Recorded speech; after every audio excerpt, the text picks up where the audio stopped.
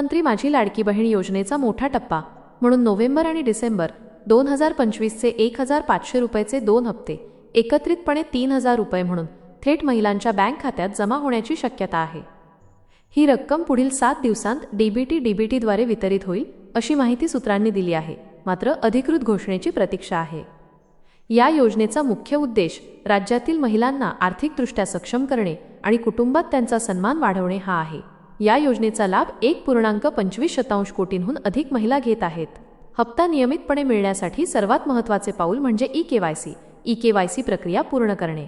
याची अंतिम मुदत 31 डिसेंबर 2025 पर्यंत वाढवण्यात आली आहे। जर तुमचा हप्ता थांबला असेल तर सर्वप्रथम तुमच्या बँक खात्याला आधार कार्ड सीड केलेले आहे की नाही हे तपासावे।